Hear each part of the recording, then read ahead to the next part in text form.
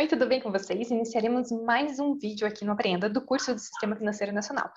Hoje, neste vídeo, falaremos acerca do Copom e também da meta da taxa Selic, que é uma das principais funções deste órgão. Esse órgão compõe a estrutura do Banco Central do Brasil, que é uma autarquia federal vinculada ao Ministério da Economia e que é uma entidade supervisora do nosso Sistema Financeiro Nacional. Então, continuamos no módulo 3, mas agora a gente vai se aprofundar um pouquinho mais nesse órgão, o Copom, tá? Se em algum momento do vídeo vocês aprenderem algo novo, vocês acharem interessante, por favor, eu peço para vocês deixarem o like de vocês, se inscreverem no canal, compartilharem e deixarem nos comentários dúvidas, críticas, sugestões, porque elas sempre são muito bem-vindas. Eu fico muito feliz a cada comentário que eu leio de vocês, tá bom? Então vamos iniciar mais um vídeo aqui.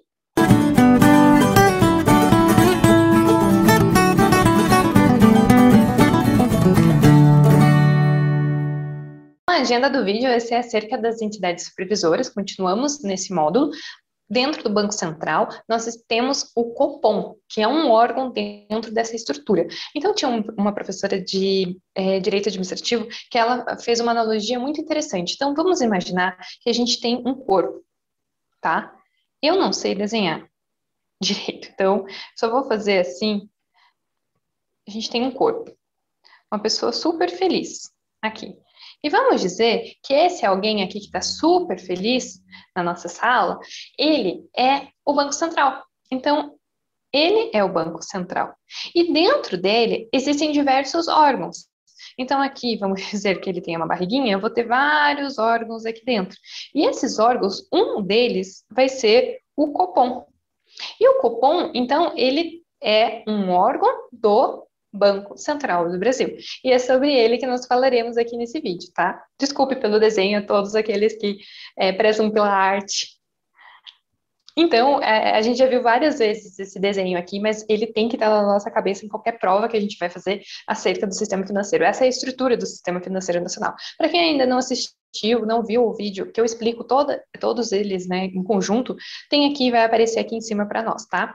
Mas então, a gente vai continuar dentro do Banco Central, a gente já viu aulas específicas falando a respeito da estrutura, a respeito das funções, dividimos duas partes, fizemos muitas questões, mais de 40 minutos de vídeo de aula de comentários de questões. Então, agora a gente vai falar acerca de um órgão que está aqui dentro, que se chama Copom, que é o Comitê de Política Monetária, tá? O Comitê de Política Monetária, então, ele está sempre na mídia. Vocês podem perceber, tanto na mídia especializada quanto na mídia comum, no Jornal Nacional, sempre fala, vai ter reunião do Copom. Então, o Copom, ele é muito famoso, porque ele define a meta da taxa Selic. Em resumo, né? A função principal dele é isso. Então, pode verificar, a gente tem sites de economia que pega e fala, o Copom mantém taxa de juros, ou vai aumentar, qual é a expectativa? O que todo mundo fica apreensivo, então fica destaques da semana, o que vai acontecer, qual que vai ser a taxa que o Copom vai definir porque tudo vai ser influenciado dentro do nosso sistema financeiro a partir dessa meta da taxa Selic, tá?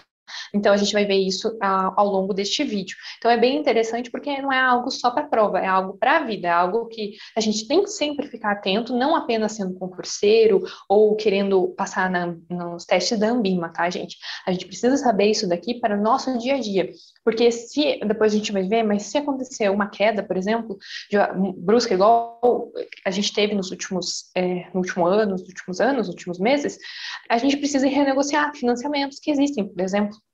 Tá, então a gente precisa ficar atento a isso. Mas, então, vamos falar aqui, a criação do Copom. Quando que aconteceu? Foi lá em 1996. Então, eu percebo que o órgão, ele foi criado muito tempo depois da criação lá do nosso Banco Central. E o que ele foi criado por meio de uma circular, né? Daí teve alguma revogação e tudo mais, mas no final das contas ele tá ali. E a gente tem, o que é o Copom, né? O Copom, né?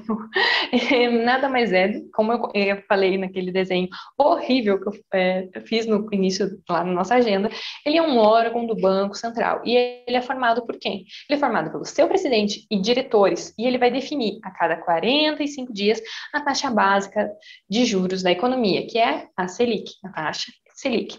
Tá? Resumindo a nossa aula, até o resumo da nossa aula depois pode ser esse slide. porque isso daqui vocês matam 10 milhões de questões. No próximo vídeo a gente vai ter questões, vocês vão ver o quanto que cai isso. Até não repetir muitas, porque era só isso que é. É um órgão do Banco Central. Define a cada 45 dias a taxa básica de juros da economia. A cada 8 vezes por ano ele se reúne, tá? Mas a gente precisa saber um pouco mais, porque tem outras questões também que aparecem, né? Então, aparece também muito a respeito do que está no regulamento, né? Que é um anexo da circular, que também está disponível no site do Banco Central, caso vocês tenham curiosidade em ver na íntegra. E daí fala lá no seu artigo 1º, vamos ler aqui juntos. O Comitê de Política Monetária, então, o Copom, ele é constituído no âmbito do Banco Central do Brasil e ele tem como competências definir a meta da taxa Selic e divulgar o relatório, ó, gente, é o relatório da inflação. Ele não define a meta da inflação, tá? Então, tome cuidado com isso, porque ao invés de falar que é a meta da taxa Selic, as questões falam que é a meta da inflação. Então, o que ele vai fazer é divulgar o relatório da inflação. E também, ele aqui, ó, define-se como taxa Selic a taxa média ajustada de financiamentos diários apurados no Sistema Especial de Liquidação de Custódia, que é o Selic, né? Para títulos públicos federais. Então, muita gente confunde Selic com taxa Selic. Taxa Selic vai ser essa taxa média ajustada de financiamentos diários apurados no Sistema Especial de Liquidação e Custódia. Então, a gente vai ter um sistemão, e dentro desse sistemão vão ter várias negociações de títulos públicos, e a média de tudo isso vai ser a taxa Selic. Tá? Então, não confundam, não é porque uma coisa compõe o nome da outra que elas são iguais, são coisas diferentes, tá? Então, aqui a gente tem um gráfico que mostra a meta para a taxa Selic desde lá fevereiro, por exemplo, de 2011. Então, a gente pode verificar o quanto que houve, né, de oscilações até no próximo vídeo eu posso trazer a comparação disso com a inflação, porque elas estão, quando uma começa a aumentar, você precisa aumentar também a outra. Então, a taxa Selic, ela auxilia ela é um meio, né, uma política monetária para fazer com que haja redução da nossa inflação. Então, perceba que aqui, nesse período, olha o quanto que a nossa taxa Selic estava elevada, que é lá na época de 2016, né? Então, o que estava acontecendo em 2016? A gente passou por uma crise muito grande, né, com a nossa ex-presidente. Então, nesse momento, a gente teve cresceu bastante, ó, a taxa Selic, depois ela ficou um tempão aqui nos 14%, né? Então ela subiu. Quando subiu, isso quer dizer que a gente estava tendo um aumento da inflação muito grande, tá? Então, porque quando aumenta a taxa Selic, a gente quer que as pessoas parem de consumir, que reservem valor, para que a inflação dê uma estabilizada, que volte um pouco o equilíbrio, diminua um pouco os preços. Então, a gente teve um período muito conturbado. Houve até um momento, um gráfico, que deveria ter colocado aqui, mas que há quase que um encontro entre a taxa Selic e a inflação. E nesse momento é um momento de colapso dentro da nossa economia. Então, por isso que a gente passou por um período muito complicado. E daí, a partir ali, né, de 2017, você percebe que a gente começou a diminuir essa meta da taxa Selic, até chegar hoje no menor patamar da nossa taxa Selic, né, que a gente está em 2%. Tá? Então, esse é o gráfico também que é disponível lá no Banco Central. Mas, enfim, o que é o Selic, né? Que a gente fala sempre assim, Selic, mas é o Selic, porque nada mais é do que o sistema, né? É o sistema. Então, a gente tem aqui, ó, o nome da taxa Selic, ele vem da sigla do Sistema Especial de Liquidação e de Custódia. Então, o sistema é uma infraestrutura. Então, ó, pensa, é uma infraestrutura que é do mercado financeiro, administrada pelo Banco Central, e nele são transacionados títulos públicos federais. E da taxa média, ó, a taxa média ajustada dos financiamentos diários apurados nesse sistema corresponde à taxa Selic. Então, o sistema Selic, como um todo, veja só, isso daqui, o sistema Selic em si, ele não cai tanto em provas objetivas para concursos públicos, tá? Mas pode vir a cair uma prova discursiva se você chamar só de Selic, vai estar errado, e também no Ambima pode vir só escrito Selic, né?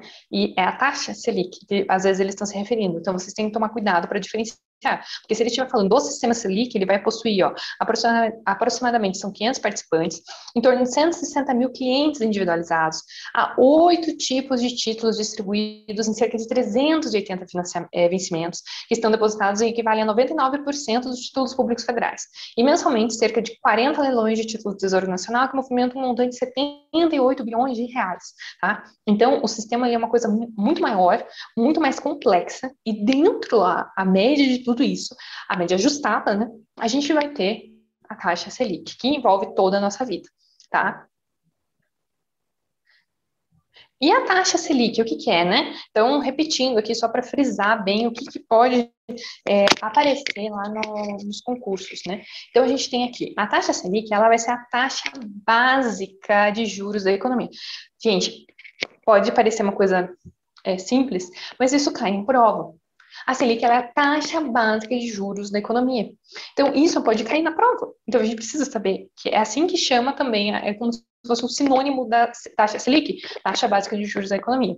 E ele vai ser, essa taxa, né, ela vai ser o principal instrumento de política monetária. Cuidado, porque pode vir falando que é taxa como é taxa básica, eles podem confundir, querer confundi-los, colocando que é taxa de juros e taxa de juros ligada ao mercado de crédito. E não é uma verdade, isso está ligado à política monetária, tá? E ela vai ser utilizada, portanto, pelo Banco Central, né, para controlar a inflação. Por isso que eu disse que a taxa de juros básicas da economia, a taxa Selic, ela está diretamente ligada à inflação. Então, por isso que não é algo só que a gente tem que estudar para concursos, mas algo que a gente precisa saber para a nossa vida, para o nosso dia a dia, para o nosso planejamento financeiro, tá? Então, ela vai influenciar, por que isso, né, que eu tô falando? Ela vai influenciar todas as taxas de juros do país, como as taxas de juros de empréstimos, dos financiamentos e das aplicações financeiras. Então, por isso que ela é essencial para o nosso dia a dia. Aqui também a gente tem uma outra definição, né, que fala que a taxa Selic ela é determinada nas operações de financiamento lastreadas por títulos públicos federais realizadas diariamente no mercado. Então, de novo, né, ela vai ser a média ajustada de todos os dias dessas operações. E aqui a gente tem os efeitos de mudanças na taxa Selic. Isso daqui é muito importante. Se vocês puderem printar a tela, se vocês puderem anotar isso, é muito interessante. Então, vamos ver aqui os efeitos da mudança na taxa Selic. Então, a gente tem aqui o Banco Central, que ele vai alterar a meta para a taxa Selic. Então, a rentabilidade dos títulos indexados, ela também vai se alterar. E, com isso, o custo de captação dos bancos muda. Então, com uma redução da taxa Selic, por exemplo, diminui o custo de captação dos bancos, que tendem a emprestar com juros menores. Então, o que acontece? Toda vez, lembra que a gente viu lá que o Banco Central ele tem diversas operações e ele pode fazer operações de redesconto, ele pode fazer aquelas negociações de mercado aberto e também tem aquelas questões lá que o Banco Central ele pode emprestar para os bancos. E essas transações que são feitas para os bancos comerciais, não só para os bancos, né, para as instituições financeiras, o que acontece? Ele vai ser a partir dessa taxa básica. Então, o banco, o banco comercial, daí, por exemplo, ele vai ter que repassar esse valor para o seu consumidor, para o seu cliente, e vai ser menor se a taxa Selic estiver menor. Então, vamos verificar aqui do lado o que acontece quando sobe e depois quando cai. A gente tem que ir acostumando com isso, tá? Tem que soar de uma forma muito natural o que acontece quando a taxa Selic sobe e quando a taxa Selic cai, tá? Então, quando sobe, os juros cobrados nos financiamentos, empréstimos, cartões, eles vão ficar mais caros. Isso vai desestimular o consumo e vai favorecer a queda da inflação. Eu até falei isso num vídeo sobre que a gente estava tratando lá do Banco Central. A gente falou dos títulos públicos, o que acontece, que aumenta, que cai, né? Então, perceba que quando os financiamentos eles ficam mais caros, eu como empresa ou eu como consumidora, eu vou preferir comprar um carro, por exemplo, se eu tenho um bom transporte coletivo, por exemplo, eu vou preferir comprar um carro ou eu vou aplicar isso para ter retornos maiores. Uma empresa, eu sempre dou o exemplo do galpão, né? Vai valer mais a pena eu montar um galpão, investir na minha produção, comprar novas máquinas e equipamentos, que vai me dar um retorno, porque daí eu faço os cálculos para ver que aquele projeto ele vai ser mais viável, então ele vai ter uma taxa interna de retorno, a nossa TIR, ele vai ter uma taxa superior à taxa básica de juros da economia, que seria uma aplicação sem riscos, por exemplo, dentro de um título público ou dentro de um CDB ou aplicando até em novos negócios na bolsa de valores. Então, para mim, você começa a calcular qual que é o custo de oportunidade daquilo. Então, se sobe muito a taxa, para mim, vale mais a pena ficar com se sobe muito, eu prefiro aplicar o dinheiro ao invés de aplicá-lo, né, na economia mesmo, né? Então, e eu como consumidor, eu não vou comprar, eu vou guardar o dinheiro, porque não vale a pena eu comprar, porque tudo está ficando mais caro. Agora, quando a taxa Selic cai, o tomar o dinheiro emprestado, ele vai ficar mais barato. Os juros vão ficar nessas operações, eles vão ficar menores. Então, isso vai incentivar o consumo. Vai incentivar que as pessoas, ao invés ela vai fazer lá a taxa de retorno do galpão, ela vai perceber que vale muito mais a pena ela aplicar o dinheiro do que esperar o retorno daquele projeto. Então, ela vai aplicar, ela vai comprar ações, ela vai comprar títulos específicos, porque o custo, né, de oportunidade, como eu mencionei, o prêmio, né, pelo risco, vai ser compensado em relação, tá? Então, essa que é a grande diferença, quando sobe e quando desce. Então, quando sobe, vai estimular que as pessoas guardem o seu dinheiro, que elas não consumam. Então, isso vai fazer com que haja uma queda da inflação. Ao contrário, quando cai a taxa Selic, isso vai estimular o consumo. E quando estimula o consumo, infelizmente, vai acabar aumentando a inflação. É a lei da vida, né? Então, já escutei alguns professores comentarem até que elas andam juntas. Então, vai ter inflação se a taxa de juros estiver menor. Então, é isso, tá? Mas aqui explicando rapidamente, então, novamente, só a partir do que está no site lá, a diferença entre taxa Selic e sistema Selic, né? Então, o Copom, ele vai determinar a meta, gente, é a meta da taxa Selic, adequada para assegurar a estabilidade dos preços. Então, perceba que a meta, isso é importante porque, além de ser a meta, é da taxa Selic, não é da inflação, é a meta, não é a taxa propriamente dita, entendeu? Porque eles estimulam aquela meta, mas é a média ajustada lá que vai definir o que é no dia a dia, ok? E daí aqui, o Banco Central, ele vai ser o gestor do Selic, que é o Sistema de Liquidação e Custódia.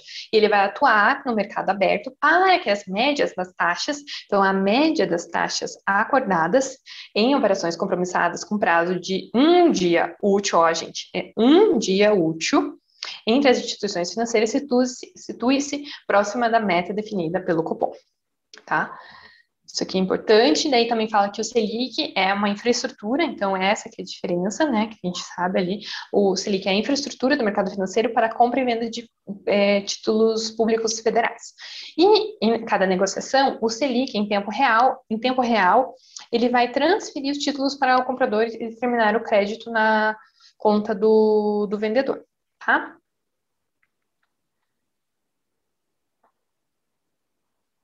E daí aqui a gente tem que a taxa Selic é a taxa média das operações compromissadas com prazo de um dia útil ocorridos diariamente no Selic. Então perceba que a taxa Selic, ela vai ser a média das operações compromissadas que estão dentro do Selic, tá? Então pense que o Selic, ele é um baúzão, dentro desse baúzão vão ter várias operações acontecendo, várias coisas acontecendo, e daí a média de tudo isso vai ser a taxa Selic, tá? É isso. E daí, para vocês saberem mais, eu vou deixar na descrição do vídeo esse link, que vocês vão poder ver a taxa de juros básicas, aquele histórico, tá? Que daí é muito parecida com aquele gráfico que eu mostrei no início. Eu não vou colocar de novo aquele QR Code, porque eu entrei no site a outra vez e eu acho que, eu não sei se alguém tentou abrir, mas daí foi redirecionado para alguma coisa paga, então eu fiquei com medo de não ser algo gratuito e complicar. Então, deixar aqui no link mesmo, na descrição, que fica mais fácil para vocês. Ainda deem uma olhada, é sempre interessante ver o histórico, a cunho de curiosidade, para vocês saberem o quanto que já foi, o quanto que é, para saber se está baixo, para ter um parâmetro, para saber por que falam que hoje a taxa Selic ela está no seu menor patamar histórico, né? É por causa de vocês olharem ali o quanto que ela já foi maior. Então, você só pode fazer uma afirmação se é a alta ou está baixa, se você tiver algo para comparar. Você nunca pode dizer se algo é muito grande se você não conhece algo muito pequeno, tá? E daí, agora focando mais na estrutura do Copom, que é bem simples, não é tão difícil igual aqueles outros que a gente já viu, né, do Banco Central, por exemplo, até do próprio CMN, que tem mais detalhes lá, até o Conselho de Previdência Complementar e tudo mais. Então, a estrutura do Copom, eles são membros do Copom, o presidente e os diretores do Banco Central. Então, todos aqueles diretores do Banco Central também vão compor aqui, e o presidente, tá? E o Copom, ele vai se reunir ordinariamente, isso aqui é muito importante, 8 vezes, anota isso, gente, 8 vezes por ano, não é por mês. Tem algumas questões que até falam que é uma vez por semana, tem outras que falam que é a cada 15 dias. Não, 8 vezes por ano, que dá mais ou menos a cada 45 dias que vai ter reunião, tá? E pode acontecer que haja extraordinariamente. Então, se eles vierem, o Copom reúne-se somente, ordinariamente, 8 vezes por ano. Ou o Copom somente se reúne 8 vezes por ano. Não, tá errado. Porque pode ter situações extraordinárias e, mediante convocação do seu presidente, para reuniões que façam com que seja mais do que 8. Né? Então, pode ter reuniões extraordinárias. E para que essas reuniões extraordinárias ocorram, é necessário que o presidente esteja presente ou o seu substituto, e metade do número dos diretores, tá? Então, é metade, para que a reunião possa acontecer de forma extraordinária, tá? E daí aqui é algo também que é bem interessante desse negócio das datas, né, das reuniões do Copom. Então, isso daqui, vocês, depois disso daqui, percebam, tentem dar uma olhada nos noticiários nessas épocas ali, né? Então, veja a quarta-feira anterior à reunião, que eles começam já a especular a respeito do que vai existir, o que eles vão deliberar. Então, vai ter o início do silêncio do Copom. Aí, a reunião do Copom, ela ocorre em 2 dias, tá? Então, a gente vai ter, no primeiro dia, vai ter apresentações sobre a economia brasileira e mundial. Então, o que acontece? Vão especialistas lá falar a respeito disso para todos os diretores, que eles também, né, têm a sua especialidade. Então, eles vão ter apresentações, eles vão ter conversas, debates acerca dessa economia brasileira e mundial. Tá? E daí na quarta-feira, finalmente, que vai ser o segundo dia, que vai ser o momento da avaliação das perspectivas da inflação, decisão e divulgação da taxa Selic. Então, perceba que sempre depois do final do mercado, nesse dia, no encerramento, né, do mercado lá, que não vai ser mais possível ter operações tanto na Bolsa de Valores quanto no título, compra e venda, eles vão divulgar a taxa Selic, porque isso impacta, né, as expectativas de oferta e demanda. Então, por isso que eles só fazem isso depois do término do mercado. Então, percebam que sempre eles divulgam, quando são coisas muito bombásticas, assim, eles tendem a divulgar depois do mercado fechado. Então, no caso do Copom, é nessa quarta-feira, mas outras situações sempre ocorrem na sexta-feira, porque dá tempo das pessoas se acalmarem no final de semana, para de segunda-feira não ter aquelas quedas bruscas igual a gente vivenciou na pandemia, tudo, porque o mercado sempre reage antes, né? Apesar que na semana anterior sempre vai ter oscilações, percebam na Bolsa de Valores a respeito disso, tá? E até no preço dos títulos públicos. Tá, então são 2 dias, só recapitulando, né? Que eu falei demais. 2 dias nessa reunião. O primeiro dia a gente vai ter a apresentação da economia mundial e brasileira. E no segundo dia vai ser a avaliação das perspectivas da inflação e decisão e divulgação. Tá? Aí na terça-feira posterior à reunião vai ter o fim do silêncio e vai ter a divulgação da ata. Então, no segundo dia da reunião, vai ter só a divulgação da taxa Selic, mas não, e às vezes uma nota à imprensa que eles fazem, mas não vai ter a divulgação na íntegra da ata, porque acabou de acontecer a reunião, né, gente? Convenhamos que não dá para fazer uma ata assim de magnitude tão que impacta o Brasil como um todo de uma hora para outra, né? Então, a divulgação da ata é feita nessa terça-feira posterior à reunião, tá? E, como já havia mencionado, são 8 reuniões ordinárias por ano. Isso não quer dizer que não possam existir extraordinárias. Podem existir, só que são em raras exceções, tá? Então, o Copom, ali naquela decisão, né, que mostra aqui que é avaliação, perspectivas, decisão. Como que é feita a decisão, né? A decisão... Deixa eu só... Aqui, desculpe. A decisão, ela é em base em dados, não em datas. Tá? Então, o Copom, ele vai tomar suas decisões a cada reunião. Então, eles não vão pensar assim, por exemplo, no primeiro trimestre a gente vai aumentar, no segundo trimestre a gente vai diminuir, depois a gente aumenta de novo. Não, não é assim. Eles fazem a decisão em base de dados. Então, pode ser que não há nenhuma correlação. Então, não adianta pegar e falar assim, sempre em janeiro eles aumentam. Não, não é isso. Pode ter uma coincidência, mas não existe uma regra acerca disso, tá? Então, o Copom ele vai tomar suas decisões a cada reunião, conforme a expectativa da inflação, o balanço de riscos e a atividade econômica. E o Banco Central ele vai definir a taxa Selic visando o cumprimento da meta da inflação. Então, a meta da inflação ela é posta e existe o Copom que vai tomar medidas, né, essa política monetária da taxa Selic, para fazer com que a meta da inflação ela fique dentro do acordado, tá? E aqui, né, só recapitulando, o que o Copom considera nas suas decisões, né, que a gente viu lá que tinha a divulgação lá dos aspectos do cenário econômico, político, econômico nacional e internacional. Então, ele vai avaliar, isso aqui é importante, vamos anotar, a inflação, as contas públicas, a atividade econômica e o cenário externo. Esses são os pilares que são avaliados pelos diretores e presidente do Banco Central quando eles estão avaliando se vão aumentar ou diminuir em pontos percentuais a taxa Selic. Então, inflação, contas públicas, atividade econômica e cenário internacional, cenário externo.